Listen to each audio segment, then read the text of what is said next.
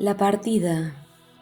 Quien ama su patria también debe entenderla, quien la quiera entender debe sobre todo tratar de penetrar en su historia. Jacob Grimm. Este libro se basa en hojas del diario de mi vida que empecé en Alemania, continué en el sur y concluí por el momento en Islandia. Tuve que terminarlo ya que la visión del sol de medianoche había abierto un núcleo esencial del círculo en que mi pensamiento y mis aspiraciones regularmente se mueven.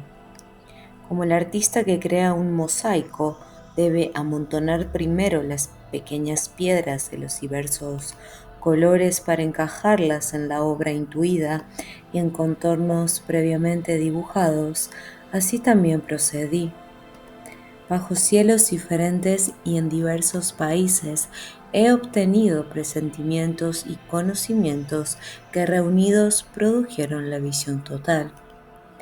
Lo he configurado de modo tal que por omisión, complementación o poniendo de relieve las hojas seleccionadas del diario de mi vida y no en última instancia también su modificación, la imagen vista en espíritu por mí, al ser contemplada también por otros, pudiera ser entendida y querida. Ojalá mi pluma lo hubiera conseguido. He puesto este libro por escrito en una pequeña ciudad del Alto Hesse. Al alzar los ojos por sobre mi escritorio se abre un paisaje que me es inmensurable, entrañable y al que cuando el destino me empuja por campos y yermos extraños, con frecuencia he añorado el Alto Hesse, la tierra de mis antepasados. En un pequeño pueblo de alturas pobladas, por bosques que parecen recluir la comarca contra el sur, han vivido cultivando el suelo desde tiempos remotos o erguidos frente al yunque o moliendo granos para hacer harina o sentados ante el telar en pequeños cuartos. La tierra es pedregosa y el cielo casi siempre cuelgan nubes. Poco de ellos han logrado ser pudientes. A los ancestros de mi madre que vivían en Ondelval, las cosas se les dieron más fáciles.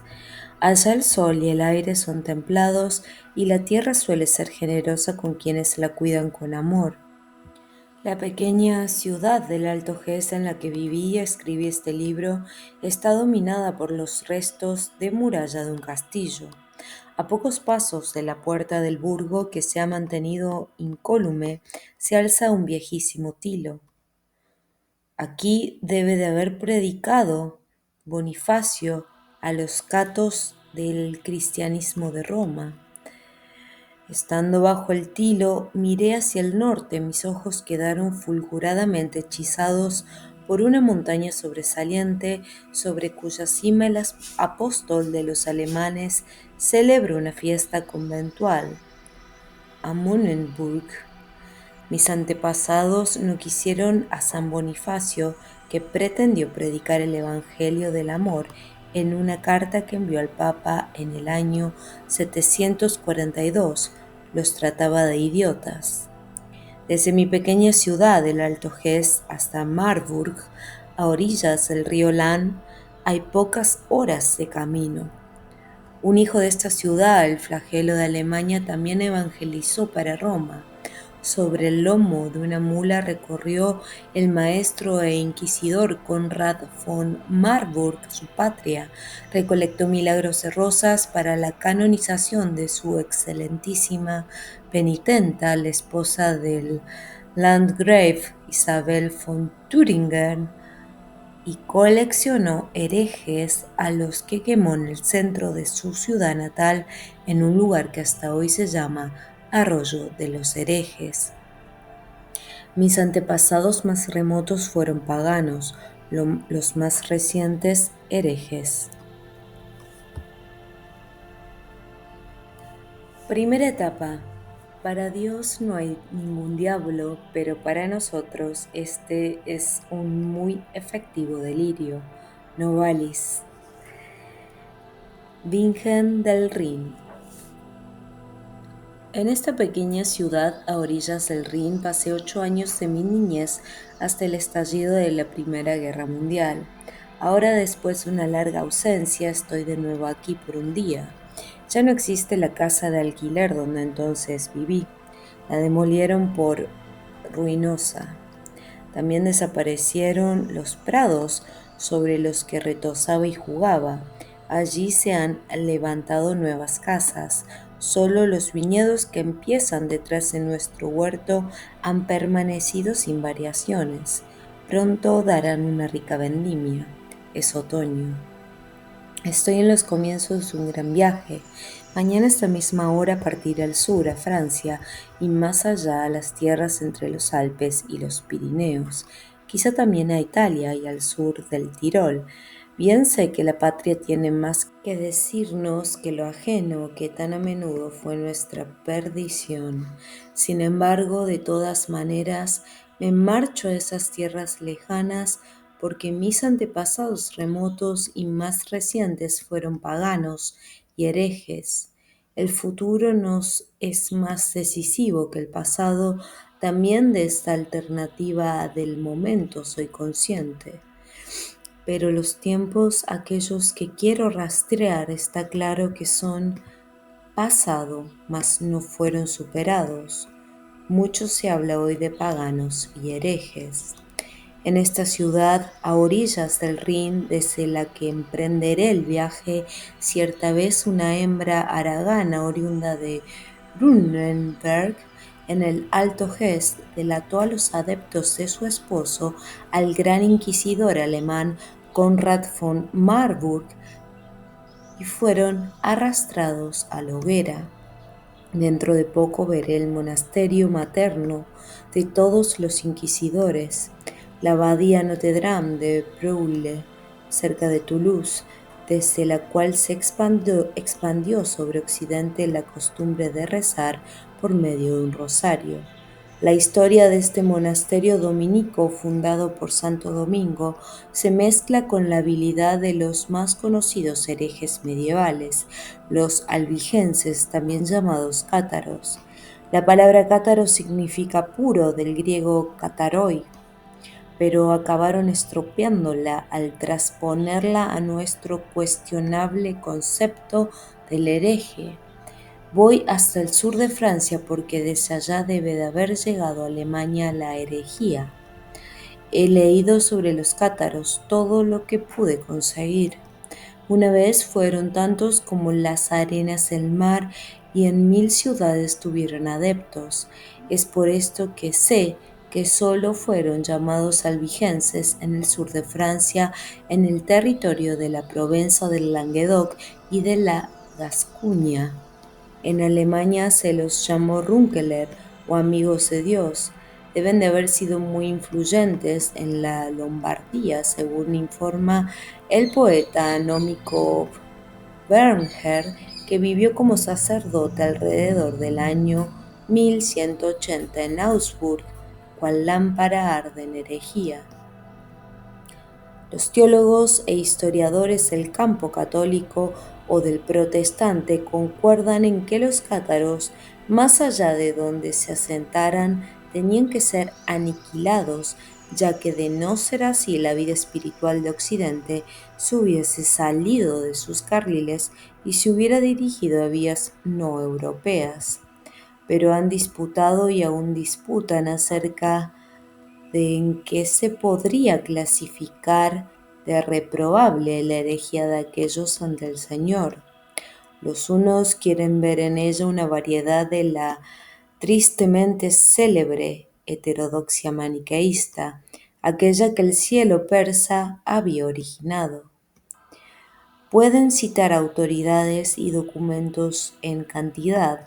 Los otros, que han quedado en minoría, consideran la herejía de los cátaros como residuos de aquella creencia de la cual los godos, vándalos, borgoñeses y lombardos habían sido una vez devotos. Desde el dominio visigodo podría haber permanecido activo el arrianismo en el sur de Francia, en el antiguo país gotien. ¿Quién tiene razón? Las mismas fuentes contemporáneas a esos hechos se contradicen y se vuelve difícil superar tantas dificultades. Es sintomático que un inquisidor haya transcrito las acusaciones de libros antiguos en los que se inculpa a los herejes de los albores del cristianismo. La lista de culpas de los cátaros los acusa, entre otras cosas, de que cabalgaban sobre cangrejos para ir a sus orgías nocturnas, besaban el trasero de una gata, mataban niños y los devoraban en forma de polvo.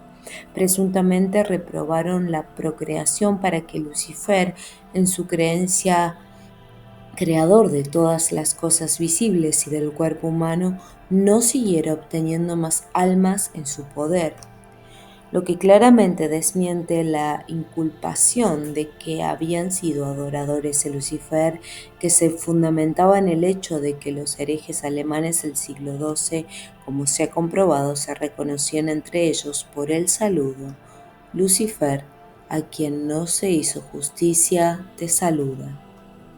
Mañana a esta hora viajaré hacia el sur con la decisión de aclarar cuanto me sea posible la oscuridad. Ojalá me sea dado el poder llegar a ser un portador de la luz. París. Me enseñaron las reproducciones de 2 cuadros del maestro español Berruguet que representan escenas de la vida y la obra de Santo Domingo. Los originales cuelgan en el Prado, en Madrid. En uno de los cuadros se queman herejes. La pira empieza a arder. Los sacrificados están atados a postes para que no puedan salvarse. Pronto serán antorchas vivientes. El segundo cuadro muestra a Santo Domingo ocupado en quemar libros sospechosos de herejía. Los pergaminos ya echan llamas. Un libro, sin embargo, vuela libremente por el aire. Ha encontrado el beneplácito del dios de Roma y no necesita desaparecer.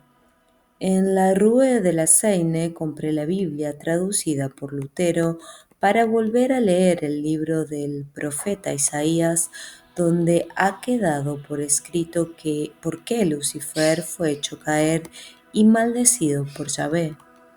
¿Cómo has caído del cielo tú, hermosa estrella matutina? Pensaste en tu corazón: quiero subir al cielo y elevar mi silla por sobre las estrellas de Dios. Quiero sentarme sobre la montaña de la asamblea en el más lejano septentrión. Quiero viajar sobre las nubes altas y ser igual que el Altísimo. Irás al infierno, a la caverna más profunda. Has sido arrojado lejos de tu tumba como un gajo despreciable, cubierto por muertos apaleados, traspasados por la espada, que descienden a las piedras de la caverna como cadáveres seccionados. Tú no serás sepultado como cualquiera. Se dispone que el que sacrificó a sus hijos no puede engendrar ni heredar la tierra, ni emporcar el suelo de las ciudades. El Señor de los ejércitos ha afirmado bajo juramento y dicho: ¿qué importa esto? Debe ir como yo pienso y permanecer como es mi propósito, porque el Señor de los ejércitos, Sabaoth, lo ha decidido. ¿Quién pretenderá impedirlo? Y su mano está extendida. ¿Quién pretenderá apartarla? Yo, el Señor de los ejércitos, soy el Señor y nadie más. No hay otro Dios salvo yo, el que hago la luz y creo las tinieblas. Yo, el que doy la paz y creo el mal. Hay de quien dispute con su creador un fragmento como otros fragmentos. El barro también le habla a su alfarero: ¿qué haces tú? Hay de quien le diga al padre: ¿por qué me has engendrado? Y a la mujer: ¿por qué pares tú? Toda la tarde he deambulado junto a los muelles del Sena. He ido a un bouquinier, un librero de viejo junto al otro, puede que sean medio millar los que ponen a la venta libros de ocasión. Se me había dicho que ya habían pasado los tiempos en que aquí podían descubrirse algunos tesoros, ya fuera una valiosa primera edición o una obra que había pasado a ser rara. Desde un cajón, a esto se asemejan estas librerías, afianzado el muro del muelle, cogí del místico alemán Jacob Boehm Aurora. Al hojearlo encontré escrito: Mira, te cuento un secreto. Ha llegado el momento en que el novio corone a la novia. Adivina dónde se halla la corona. Hacia la medianoche. Entonces en las tinieblas la luz será resplandeciente. Mas ¿de dónde viene el novio? Del mediodía, donde el calor hace parir la luz y viaja hacia la medianoche. Allá la luz será resplandeciente. ¿Qué hace entonces hacia el mediodía? Se duerme en el calor, pero los despertará una tormenta y bajo esta muchos sentirán un susto de muerte. Jacob Böhm fue un zapatero protestante de Görlitz, contemporáneo de Kepler y de Galileo. Murió durante la Guerra de los 30 años. El título completo de su libro reza: Aurora o alba del levante, raíz o madre de la filosofía, astrología y teología, sobre las bases correctas o descripción de la naturaleza como todo ha sido y todo es. Adquirí el libro a un precio ridículamente bajo. Ahora está ante mí sobre la mesa junto a la Biblia. He llegado del norte, deseo viajar al sur. Apenas comenzado mi viaje, vuelvo a mirar hacia el norte, hacia el septentrión. Allá deben estar una montaña de la asamblea y una corona. Toulouse. Había abandonado París ya avanzada la noche bajo una fuerte lluvia de octubre. Cansado por la gran ciudad, pronto me quedé dormido. Al despertar saludé a través del vidrio de mi compartimento al azul nunca visto por mí de un cielo sureño. Los árboles refulgían en colores estivales, las aguas de un río brillaban, por encima se extendía un puente medieval ancho y alto. Estoy en la ciudad desde hace casi 10 horas y he visitado lo que un viajero debe ver para poder decir con todo derecho que ha estado en Toulouse. Lo último que visité fue la Catedral Saint-Germain, una maravillosa construcción de ladrillo románica que me ha hecho recordar las iglesias góticas de Greifswald, Stralsund, Wismar o Schwerin. Al venir desde el centro de la ciudad, la catedral se aproximaba. Caían sobre ella los rayos dorados del sol al atardecer, escondido por las casas altas. Casi parecía que ardiera en el interior de la casa de Dios. Un fuego quisiera poner al rojo la piedra, o como si se la hubiese rociado con sangre. Mucha sangre ha corrido por Toulouse, sangre de godos y sangre albigense. Crucé la plaza frente al portal de entrada y recordé al filósofo italiano Vanini, al que los sacerdotes de Roma le cortaron la lengua para que en adelante nunca más pudiera hablar a los hombres. Finalmente se lo quemó vivo en Toulouse el 19 de febrero de 1619, porque al quedar mudo había comenzado a escribir. En el interior de la iglesia me fijé en un paraguas toscamente enrollado, arrimado a una columna, al lado oprimiendo la espalda contra una segunda columna y los brazos puestos por detrás de la misma. Había una campesina que con ojos embelesados observaba un crucifijo que se alzaba ante ella. No se dio cuenta de mi presencia ni de los numerosos hombres que pasaban ante ella. Tampoco percibía que de cuando en cuando caían monedas tintineantes en el cepillo ubicado a los pies del crucificado. Me alejé de allí y salí a recorrer la ciudad. En la muralla de la ciudad hay una losa de mármol empotrada. Indica el lugar donde el generalísimo de la cruzada contra los albigenses implantado por el Papa y por el rey francés, el noble caballero Simón de Montfort, oriundo del norte de Francia, fue muerto durante el asedio a Toulouse de una pedrada. Sucedió el día de San Juan del año 1216. La piedra la había lanzado con honda una heroica tolosana de mano segura desde la muralla de la ciudad. Deben de haber tolosanos y provenzales, se me hizo saber, que aquí escupen. Ellos no han olvidado qué le hizo Simón de Montfort a su suelo patrio. Debido a los albigenses vine a esta tierra, tal como mis ancestros deben de haber celebrado tratos con el diablo. Cuando fue quemado en Toulouse en el año 1275, un grupo de herejes se hizo trasladar también de las llamas temporales a las eternas a una mujer de 56 años llamada Ángela de la Vareta.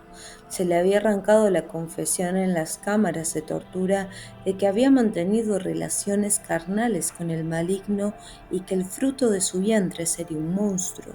Tendría cabeza de lobo y cola de víbora.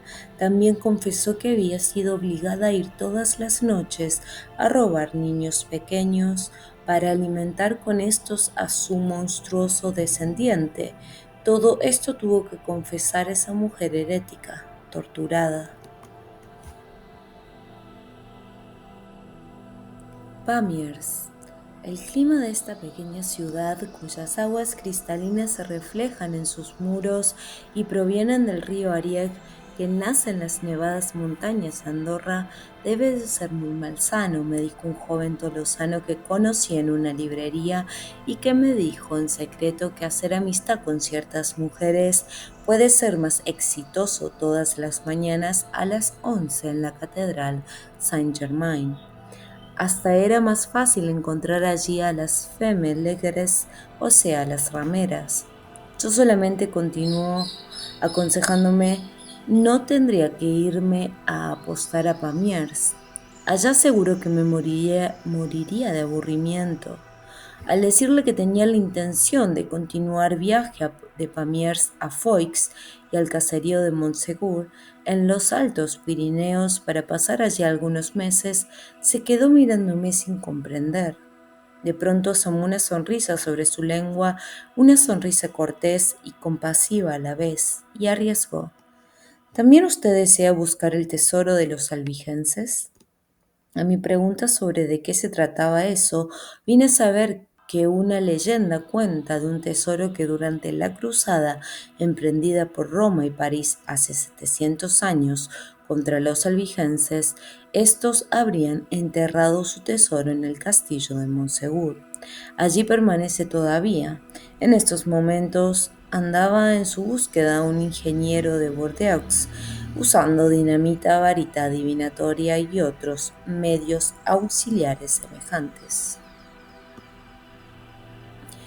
Pamiers está empotrada en un cerro cuyas graciosas líneas no permiten suponer los picos pirenaicos que se elevan por detrás. En estrechas calles se apiña la gente, entre la que se divisan negros senegaleses y árabes con sus vestimentas típicas. Evidentemente esta ciudad no podría hacer demorar mi estancia. En el año 1207 aquí se contaba lo siguiente. De las ciudades y conventos del sur de Francia y hasta del propio Vaticano acudían por invitación de una condesa de Foix que tenía el bello nombre de Esclarmonde, sacerdotes, doctores y monjes romanos para discutir con los herejes albigenses sobre la creencia cristiana. Esclarmonde, hereje ella misma, sintió temor por su patria al saber que el Papa de Roma y el rey francés de París habían decidido su ruina. Pronto corrió la sangre. Por mandato del Papa Alejandro III, un abad Heinrich de Clairvaux, que en el concilio lateranense del año 1179 Fue nombrado obispo cardenal de Albano. Había predicado una cruzada contra los albigenses y con peregrinos reclutados trató de imponer el escarmiento ordenador por Roma, matando y quemando. En 1207 se hacía cargo oficialmente del sillón de Pedro el tristemente célebre Inocencio III. Había jurado aplastarle la cabeza al dragón albigense y preparar el país herético para una nueva estirpe. En el castillo de Pamiers, residencia de viudedad de Esclarmonde, tendría que decidirse quiénes eran mejores cristianos, los romanos o los albigenses. La propia Esclarmonde intervino en la encendida disputa cuando censuró a los romanos por la nada cristiana cruzada del obispo cardenal de Albano. Un encolerizado monje le replicó: «Señora, usted debiera estar con su uso. En una reunión como esta usted nada tiene que hacer». Esclarmonde de Foix ha sido, aunque hoy casi nada se sepa sobre ella, una de las mujeres más eminentes del medioevo. Anatematizada por el Papa y odiada por el rey francés hasta su último aliento, solo respondió a una única intención: la independencia política y religiosa de su país natal. Murió a edad avanzada, nadie sabe dónde, tal vez en un aposento para damas del castillo de Montsegur que ella había hecho construir como fortaleza defensiva inexpugnable. Lo que sí es seguro es que no vivió el trágico fin de su patria. Confiada en algún lugar, ha mantenido su fe hasta su último reposo. Esclarmonde era archihereje. Como neopagana la habrían calificado los creyentes cristianos de hoy en día, ya que reprobó el Antiguo Testamento, calificó al Dios judío Yahvé de Satán y no creyó en la muerte de Jesucristo en la cruz, ni mucho menos en lo que sobre esta base llegó a ser la posible redención de los hombres. La admisión de Esclarmonde en la herejía se llevó a cabo el año 1204 en Fanjeux, cerca de Pamiers. El patriarca de la iglesia herética, el caballero Julhard de Castres, de la noble familia de los Bellicen, realizó la aedificatio, como fue llamada por los inquisidores, la ordenación heresiarca. Desde entonces, Esclarmonde pasó a integrar la comunidad de los cátaros. Solo podía ser cátaro aquel que primero había sido adepto o credens, creyente, y luego, se supone, formulaba el voto siguiente: prometo consagrarme a Dios y a su verdadero evangelio, no mentir nunca, no jurar nunca, nunca más tocar una mujer. La hereje renunciaba al hombre, no matar ningún animal, no comer nada de carne y vivir solamente de frutos. Y prometo no traicionar nunca mi creencia, aquel que la amenace será muerto. Cumplido esto pasaba a ser un puro o perfecto. Al recién admitido se le ponía una vestimenta de punto llamada veste o hábito. Los herejes portaban en lugar de esto una especie de diadema. En el idioma provenzal este acto de incorporación se denomina consolament, consolación. Un creyente herético que no había formulado este voto podía seguir viviendo como debe vivir un ser humano que está en la vida. Tenía mujer e hijos, iba al trabajo y de casa, comía carne y bebía vino. Como casa de Dios le servía en el bosque o una cueva. Para él los cátaros eran los cuidadores del alma, a quienes también llamaban reverentemente consumes, buenos hombres. El santo Bernardo de Clairvaux informa que en el sur de Francia, tere omnes milites, casi todos los cátaros eran caballeros. Cuando Esclarmonde de Foix recibió la ordenación herética, era una anciana viuda y madre de 6 hijos mayores. ¿No sería esta una razón especial que tenga que ver con el ascetismo herético? No puedo imaginarme a estos casi todos caballeros llevando una vida monacal. Foix. Esta pequeña ciudad pirenaica me agradó mucho. Encerrada por poderosas montañas, sobresalen en ella un pintoresco castillo y una bella iglesia. Empotrada en el verde de amplias plantaciones, deja serpentear estrechas pero limpísimas calles y callejuelas en todas direcciones. Es sorprendente cruzarse con hombres rubios y altos, porque no podrían ser de sangre germana. Los godos y los francos durante mucho tiempo tuvieron aquí su hogar, hermanos adversarios. La iglesia comunal recuerda esa lucha fratricida. Está consagrada a Volusián, un santo poco conocido, del que hay que saber lo siguiente.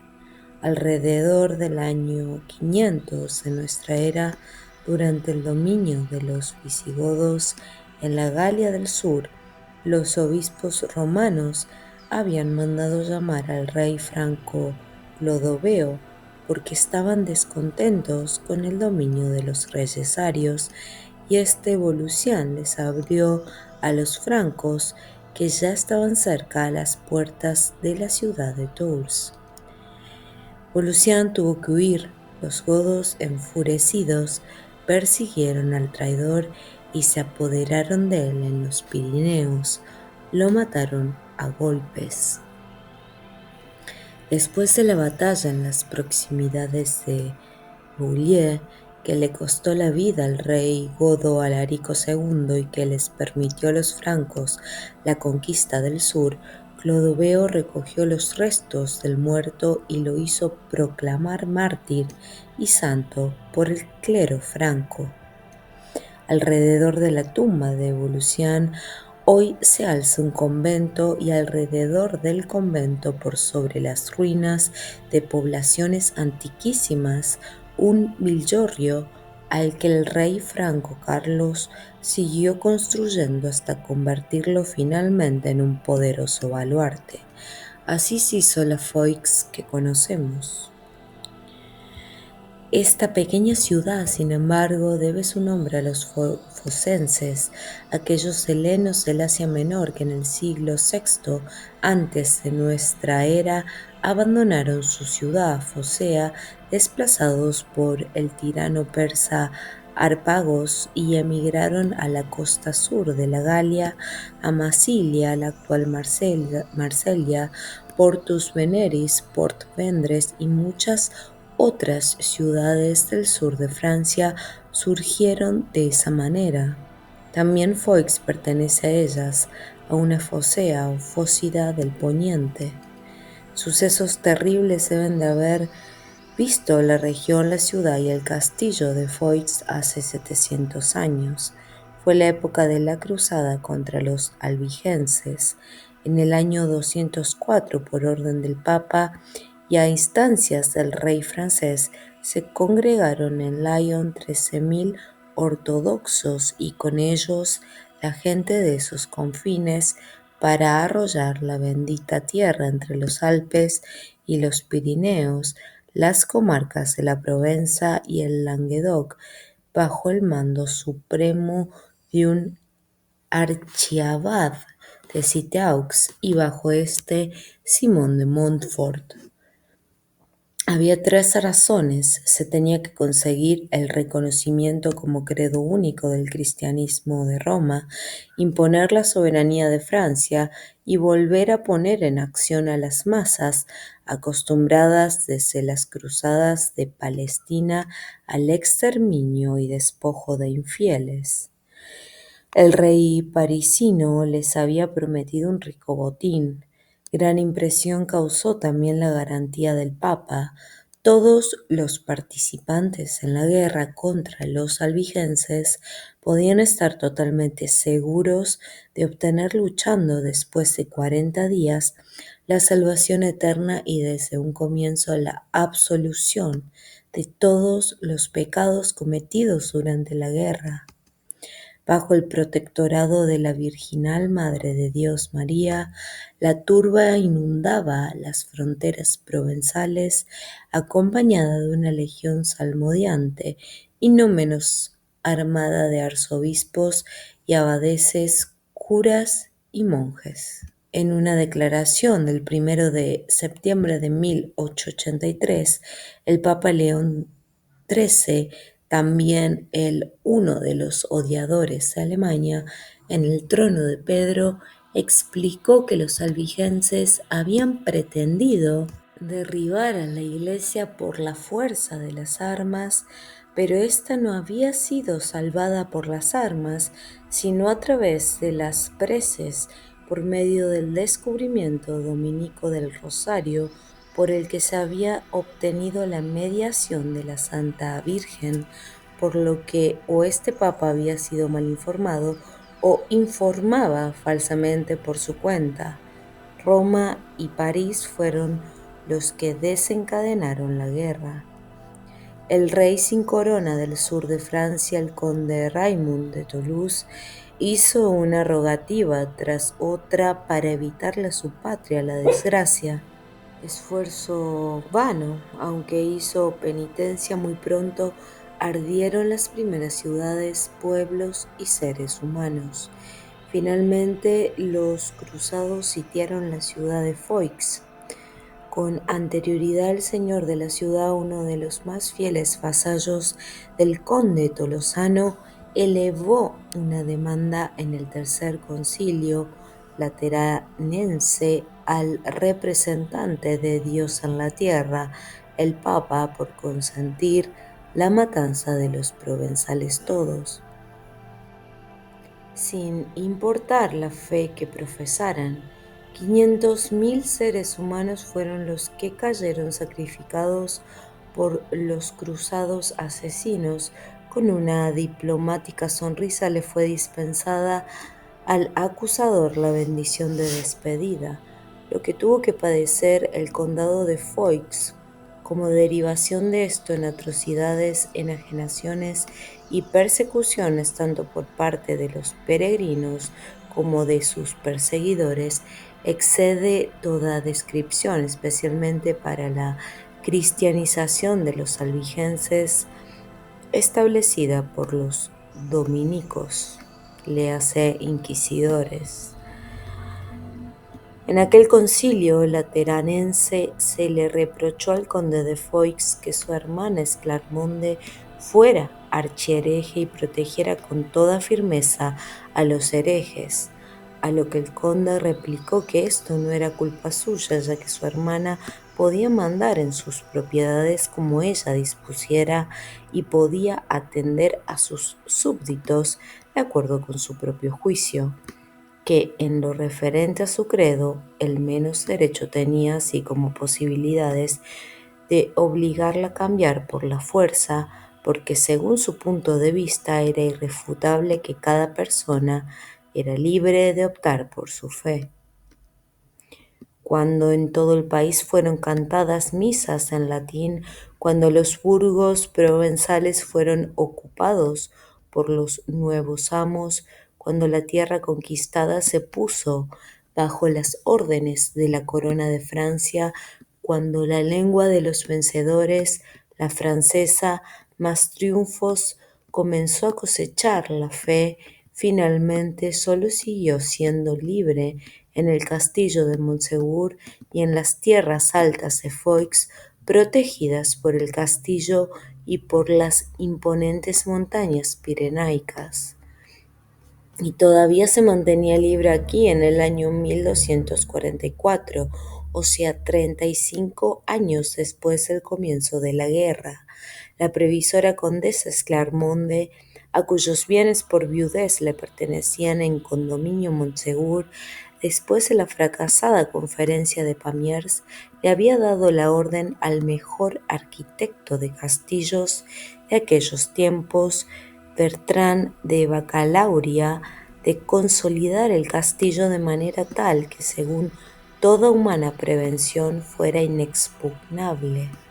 Solo así fue posible que aquí arriba, cerca de las nubes, un puñado de caballeros fieles a la patria, herejes de fe inquebrantable y buenos lugareños, pudieran mantenerse firmes contra el obstinado enemigo tan superior en fuerza. Cecilia, hermana de Esclarmonde, también era hereje, pero pertenecía a los valdenses, creyentes en la Biblia y adherentes al comerciante de Lyon Pedro de Baldo, que como protesta por la opulencia de Roma y la depravación de las costumbres, se esforzaba por llevar una vida apostólica en el sentido de la imitación apegada a la letra de Cristo.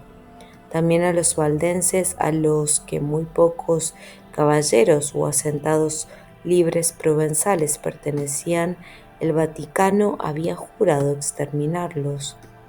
Durante la cruzada contra los albigenses arrastraron miles y miles de ellos a la muerte. Pero los archiherejes eran los cátaros más odiados por Roma, que eran con los que el padre y el hermano de Esclarmonde simpatizaban. Este último era un trovador famoso, y su urgo permaneció abierto para todos los rapsodas vagabundos.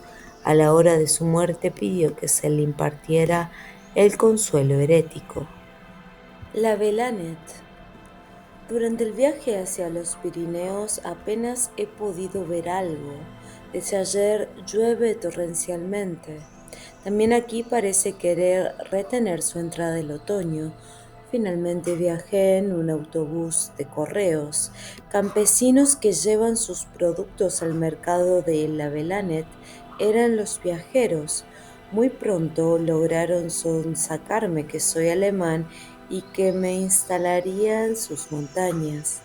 Gustosamente me hubieran enseñado el castillo de Montsegur, que debe dominar hasta muy lejos el paisaje, pero las nubes lo cubrían. ¿En serio? ¿Es cierto que usted busca el tesoro de los albigenses? Me preguntaron una y otra vez. Supe que hacía poco había aparecido en un diario de Toulouse un artículo a este respecto. Una pequeña y limpia hostería me proporcionó albergue por la noche. A eso de las 10 de la mañana siguiente pude conseguir proseguir con el hijo del hostelero, un médico, la travesía al pueblo de Montferrer, que quiere decir Monte de Fierro o Hierro, y desde allí continuar al caserío Montsegur. Él tenía enfermos que atender.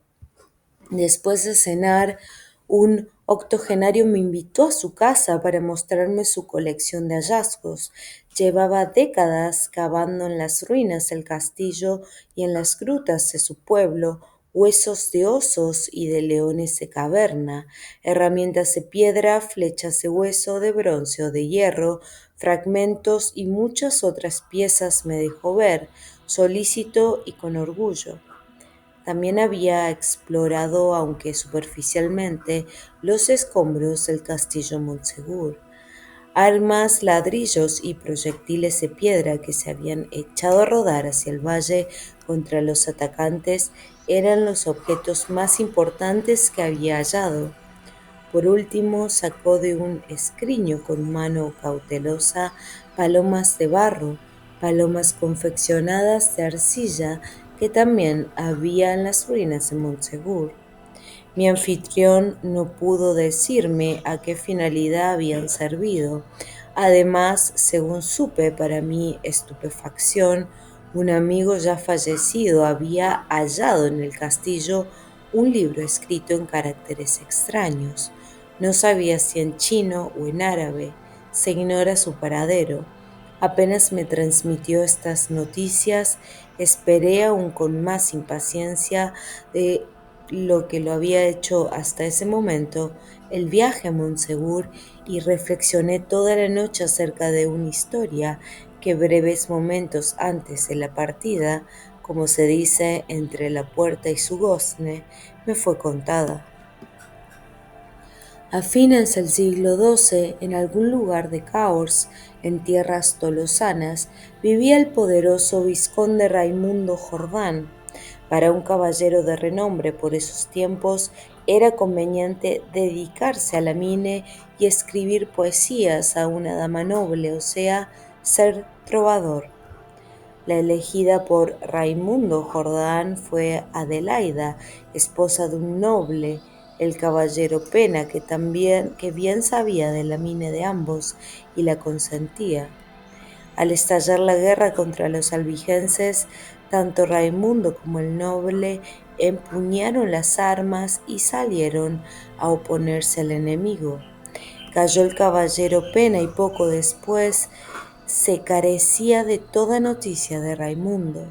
Adelaida esperaba anhelante y preocupada al trovador. En la creencia de que había perecido en combate, renunció al mundo y se retiró, ya que era hereje, a lo alto del castillo. Quiso pasar sus días allá como eremita, pero Raimundo Jordán había salvado su vida. Gravemente herido, había encontrado amparo y cuidados entre amigos. Después de padecer largo tiempo postrado, pidió volver a ver a Adelaida y partió al castillo de Pena por senderos secretos. Este había sido desde hacía mucho tiempo ocupado por el enemigo y la señora había desaparecido sin dejar huella. También a él, declarado proscrito por el enemigo, no le quedó otro recurso que dirigirse al castillo de Monsegur. Allí volvió a encontrar a Adelaida. En el trayecto de regreso a casa recordé unos pocos versos de Ludwig Uhland. Siendo escolar tuve que aprenderlos de memoria. ¿Quién por esos años me hubiese dicho que alguna vez me instalaría en los valles de la Provenza? En los valles de la Provenza ha brotado el Minesang, hijo de la primavera y la mine, el más agraciado, más íntimo compañero. Debido a los albigenses que fueron herejes como mis ancestros, he venido a esta tierra, que entre herejes y Minesanger si hubiera establecido una estrecha relación, de ningún modo lo hubiera sospechado. Montsegur en los Pirineos. Vivo en una casa de campo muy sencilla. El agua tengo que sacarla de un manantial algo alejado desde el que un sendero lleva al llamado Campo de la Pira. Aquí fueron quemados por monjes dominicos de una sola vez 205 herejes en una gigantesca hoguera. El manantial brota a corta distancia de un tolmo del que sobresale una cruz forjada en hierro atravesada por 2 etapas. De los maderos longitudinales de la cruz cuelgan un látigo, una vara de saorí y una corona de espinas. También de ellas cuelgan las llaves de San Pedro. Directamente detrás de la roca se alza la majestuosa montaña del castillo. Sobre ella descansa en grandioso retiro Montsegur, las ruinas del castillo. El caserío de Montsegur cuelga sobre un abismo. Puede que tenga unas 30 casas, no más, y por añadidura una parte se ha desmoronado.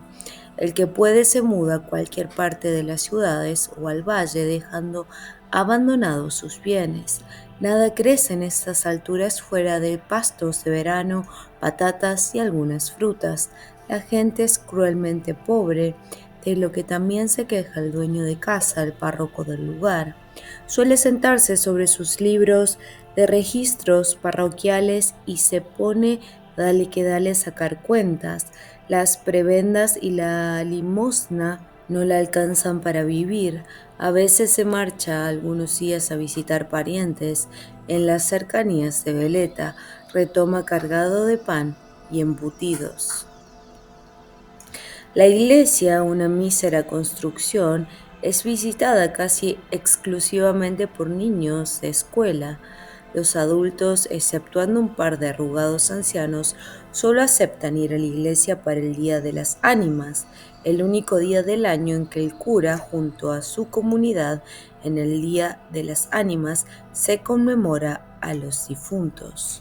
Junto a la iglesia del pueblo vive aquel ingeniero de Bordeaux que busca el tesoro de los albigenses y con el que trabé conocimiento el primer día de mi estancia aquí. El castillo es propiedad de la comunidad, me dijo, y él había dejado estipulado por contrato que le cedería la mitad del tesoro en el caso de que su empresa fuera afortunada. Este tesoro consiste, lo sabe exactamente, de oro y plata. Abriga además la esperanza de hallar el Evangelio no falsificado de San Juan, que contendría la verdadera doctrina de Jesucristo y que habría estado en poder de los albigenses. Con este, la Iglesia romana, falseadora del Evangelio, habría deseado destruir el verdadero y único mensaje de Dios hecho hombre. Le pregunté de dónde sabía esto con tanta exactitud. Eso no podía revelármelo, pertenecía a una sociedad secreta que exige de sus adeptos completo silencio. Lo que podía contarme era que los albigenses habían sido exterminados hasta el último de sus hombres por los inquisidores y sus sayones. Con todo, el verdadero evangelio de San Juan halló en el interior de la montaña del castillo, que era hueca, un seguro lugar de asilo. Durante el largo tiempo que el castillo estuvo en poder de los romanos, a menudo estos excavaron y rebuscaron para encontrar la Sagrada Escritura de San Juan. En vano. Amén de eso, a él le sería conocido de esta manera, siguió contando, dónde se encuentra la tumba de Esclarmonde. Un saborí le había indicado el lugar y también, gracias a la inclinación y amplitud del movimiento que la varilla detectara, podía describir el sarcófago. Es de piedra y encima de la lápida hay una paloma de oro. Reprimí una sonrisa. Nunca había tenido desde la cima de la montaña del castillo una vista más bella que la que tuve hoy por la mañana. Hasta Carcassonne, donde una vez se mantuvo firme la corte de los reyes visigodos, y hasta Toulouse, la llanura se me ofrecía abierta.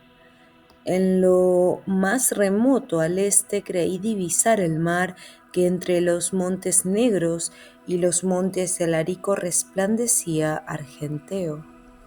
A mis pies asomaba desde el verde exuberante la abadía Notre-Dame de Broglie, convento matriz de la Orden de los Dominicos, patria del Rosario y cuna de la Inquisición. La abadía es una fundación de Santo Domingo, a quien en ocasión de una visión que tuvo de la Madre de Dios le fue ordenada la introducción del rosario y la exterminación de los herejes. Desde ese momento tuvo entre ceja y ceja Montsegur. Nunca puso sus pies en el castillo herético antes de que éste fuera ocupado por sus iguales. Tuvo que cerrar para siempre sus ojos y, si la Iglesia instruyó correctamente, entró a la comunidad de los santos. Santo Domingo cargaba muchas muertes humanas sobre su conciencia. Por el noreste de Toulouse, por donde se cierne un leve vaho, ha de estar Albi, que les otorgó el nombre de albigenses a los herejes debido a que cobijó el mayor número de ellos. De forma totalmente nítida divisé a mis pies, a más de 1000 metros de profundidad, la pequeña ciudad de Mirepoix. Sé que en tiempos anteriores a Cristo se llamó Belicarta, significa ciudad luminosa, ya que Belis y Abelio en esta región fueron los nombres de la divinidad luminosa. En dirección norte, puede que a 4 horas de camino vi sobresalir entre dos alturas destacadas el castillo de Foix. En sus vidrios se reflejaba el sol matutino. Al oeste y al sur se extendían las cumbres pirenaicas, unas más orgullosas y más temerarias que otras. Canigou, Carlit, Soularac y el majestuoso pico de San Bartolomé, llamado Tabor por los lugareños. Será, al igual que el Tabor palestino, una montaña de la Transfiguración. En torno de sus prácticamente 3000 metros de empinadas cumbres revoloteaban jirones de nubes. Cerca de 30 años estuvieron arremetiendo contra Monsegur durante la cruzada anti-albigense los peregrinos y soldados y posteriormente también los dominicos en contubernio con los franceses. Detrás de sus murallas, como sabemos, se habían parapetado los últimos herejes y caballeros libres. Más de 30 años llevaban resistiendo hasta que pastores sobornados en la noche del Domingo de Ramos del año 1244 les enseñaron a los sitiadores un risco sobre el cual quien no sufriera de vértigo podía alcanzar la cumbre de la montaña. La falda occidental, que es la menos escarpada, única vía de acceso al castillo, era la mejor protegida por las obras de fortificación. Empero también el peligro amenazaba por aquí a los sitiados. Los atacantes habían construido una máquina de asedio llamada Gata, que día tras día se aproximaba unos pies arrastrándose hacia el remate y ya amenazaba los muros. El castillo cayó por la traición de los pastores. Todos los que no quisieron reconocer al dios Yahvé, el poderío de las llaves de Pedro y el dogma de Roma fueron quemados el domingo de Ramos en una enorme piedra levantada a los pies del tolmo. 205 fueron las víctimas, entre ellas la hija del castellano Esclarmonde de Belicén, pariente de la castellana Esclarmonde de Foix. Los demás prisioneros, unos 400 aproximadamente, fueron arrojados a las mazmorras de la fortaleza de Carcassonne, donde la mayoría pereció a causa de las penalidades sufridas. Me repuse descansando al lado de un pastor que encontré en el pico de Soularac. Me dio de comer de su queso y a mi vez le di de beber de mi gourd, una botella de piel llena de vino tinto que me había dado para el viaje. Aunque el sol de un cielo despejado calentaba allí abajo, en el sur bramaba la tormenta. El pastor y yo charlamos de Montsegur y del tesoro de los cátaros. Mi interlocutor quería saber si verdaderamente estuvo alguna vez guardado en el Montsegur el Grial. Cuando todavía se mantenían en pie las murallas de Montsegur, los puros guardaron en ella el Santo Grial. El castillo estaba en peligro, las huestes de Lucifer se encontraban ante sus murallas. Ansiaban tener el Grial para volverlo a engastar en la diadema de su príncipe, que cayó a la tierra durante la caída del ángel. En estas circunstancias llegó del cielo con la más apremiante emergencia una paloma blanca y con su pico abrió en dos el Tabor. Esclarmonde, custodia del Grial, lanzó la valiosa reliquia a la montaña, que volvió a cerrarse al recibirla, y así fue salvado el Grial. Cuando los demonios arrasaron el castillo, ya fue demasiado tarde. Montados en cólera, quemaron a todos los puros, no lejos del Tolmo, en el Camp des Cremats, el campo de la pira. Todos los puros fueron quemados, solo Esclarmonde no lo fue, ya que ella supo guardar el Grial. Escaló hasta la cúspide del Tabor, se transfiguró en una paloma blanca y voló hacia las montañas de Asia. Esclarmonde no ha muerto, todavía vive en el paraíso terrenal.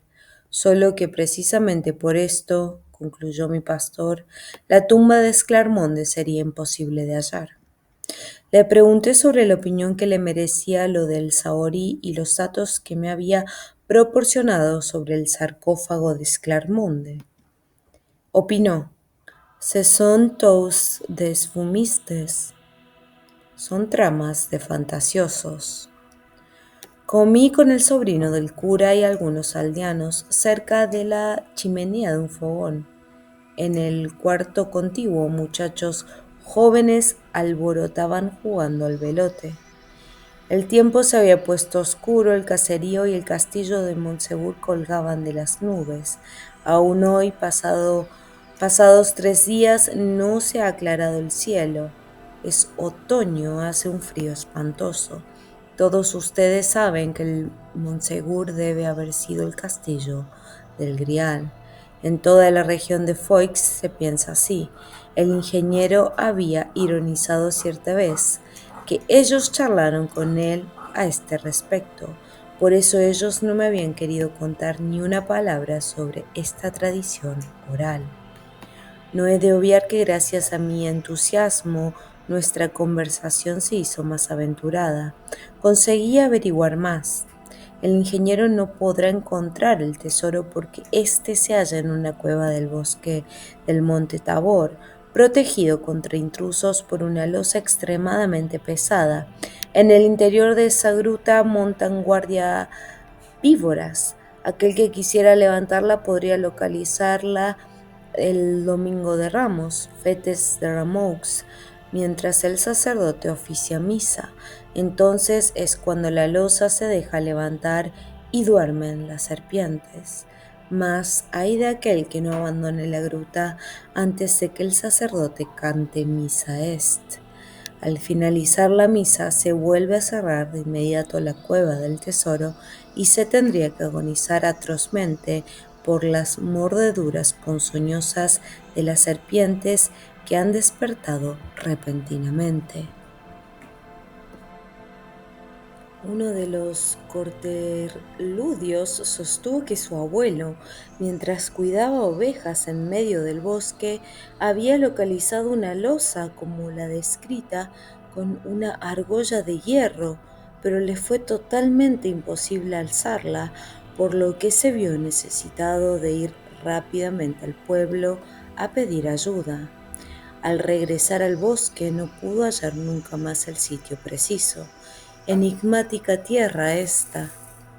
Ha llegado el invierno y ha nevado casi ininterrumpidamente 8 días. Al ausentarme de mi terruño allá en el norte, ni siquiera en sueños me hubiese podido imaginar que alguna vez a punta de pala tendría que abrirme camino a través de la nieve para ir a tomar mis comidas en una pequeña fonda. No serán las casas de campo del sur de Francia las que me hagan relegar al olvido que estoy en el extremo sur de Francia, que a pocas horas de camino está en España, país que erróneamente imaginamos solo como un huerto repleto de limones y naranjas. En un lugar de estos están los macizos imponentes, no muy diferentes de los Alpes bávaros, olmos cubiertos de nieve y bosques de abetos prácticamente sepultados en la nieve. Así de norteño es el aspecto del sur, tal como ahora lo experimento. Solamente el cielo es de un azulino y el sol de una luminosidad, antes totalmente desconocidos para mí. La noche es de crudo frío y las estrellas están tan cerca que uno se figura que se podrían coger con las manos. Echo un leño tras otro en la chimenea y les impreco, porque en las cercanías del fuego hay calor abrasador y a pocos pasos de distancia se enfría uno hasta helarse. Al sentarse frente a la chimenea se le pone a uno la piel de gallina a la vez que comienza a sudar. Prefiero permanecer en la cocina de la fonda. Aquí hay un fogón que irradia calor parejo. Los parroquianos tuvieron la misma sensación que yo. La cocina ha pasado a convertirse en el salón de la fonda. Escalar la montaña es imposible, lo intenté en estos días, pero el manto de nieve está muy alto. Cuando pude abrirme paso, el declive escarpado debajo del castillo era un muro de hielo inescalable y orientado en contra del viento tormentoso que ruge alrededor de la montaña. A duras penas pude regresar.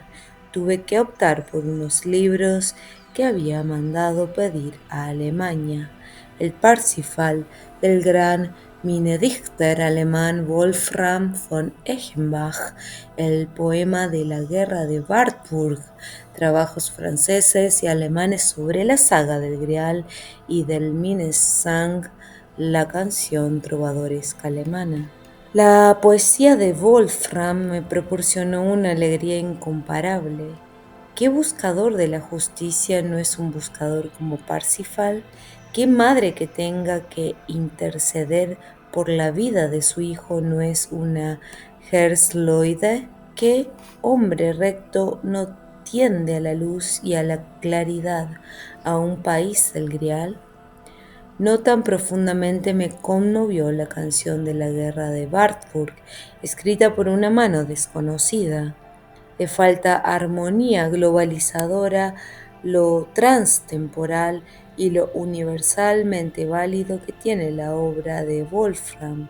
Francamente estremecedores son los unívocos pasajes donde se pone en evidencia todo el dolor de un religioso en lo más grave de un tiempo revuelto, el siglo XIII de la era cristiana.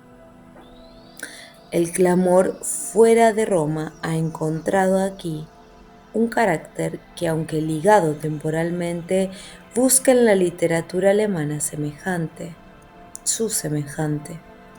El motivo de la añoranza del Parsifal es el Grial, una piedra de luz frente a la cual el esplendor terrenal es nada.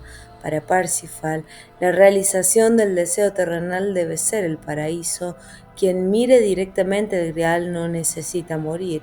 Heracles, Alejandro el Grande y otras figuras heroicas de la antigüedad griega deben de haber tenido conocimiento de él. Al fin y al cabo, un pagano y astrólogo lo vio desde la luz astral y desde la órbita y lo predicó a los hombres. ¿Cómo llegó el Grial desde el firmamento hasta la tierra? Wolfram lo silencia. La piedra quedó por fin en la tierra, dejada por un coro que volvió a las estrellas porque su pureza lo impulsaba a retornar al hogar. En un castillo de nombre Mont Salvatge, desde entonces será custodiado por templarios en permanente estado de guardia y por un rey esperando a su doncella del Santo Grial y a su guía, la única que podrá portarlo. Un joven héroe parte a la búsqueda del Grial. Parsifal abandonó a su madre, Hersloide, para consagrarse a la caballería. Al llegar a ser caballero de la mesa redonda del rey Arturo, anheló con todo su corazón la máxima bienaventuranza terrenal. La encuentra en el castillo de Montsalvatge, en el Grial, y pasa a convertirse en rey del Santo Grial. Su hijo Lohengrin, cuando adulto, será heraldo del Santo Grial. En una barca sirgada por un cisne, va él hacia los hombres para defenderlos de la injusticia. El editor de mi versión de Parsifal opina que el castillo del Grial debe estar en los Pirineos. Indicaciones geográficas como Aragón y Cataluña le habrían inclinado a sustentar su punto de vista. Los lugareños del Pirineo no están equivocados, cuando en sus ruinas del Montsegur también las conocen como el castillo de Saint-Greal. La nieve entre la que el buscador del Grial Parsifal dejó trotar su corcel hasta llegar por fin al castillo de la bienaventuranza, bien pudo haber sido la nieve del Pirineo. El nombre de Mont Salvatge, que únicamente Wolfram le dio al castillo del Grial, significa, como muchos suponen, monte salvaje. Si se toma por base la palabra francesa sauvage, esta proviene del latín silváticas, de silva bosque. En lo que a bosque respecta no hay ninguna carencia, pero solo en el distrito de Montsegur.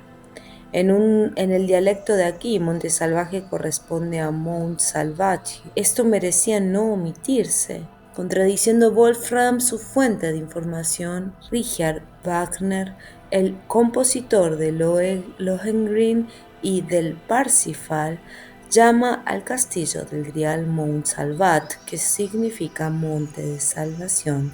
Mont Salvat y Mount Salvatge pueden ser considerados como iguales y sin forzar los términos como un Mount Segur, monte seguro o montaña del reposo, ya que el castillo de Montsegur, en cuyas cercanías vivo, también desde este punto de vista perfectamente podría ser el tan buscado Castillo del Grial.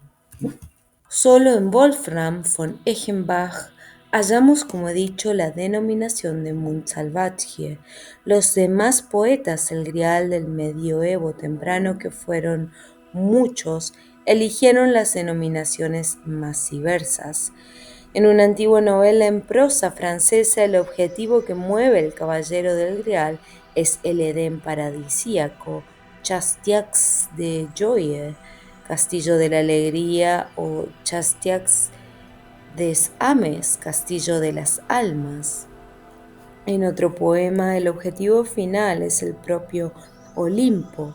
Quien halla el Grial, por consiguiente, se ha convertido en olímpico, como lo han sido los dioses y héroes de Grecia. A la montaña y al castillo del Grial, en todos los poemas del medioevo temprano, se les ha visto como la tierra de la luz y como lugar de la transfiguración.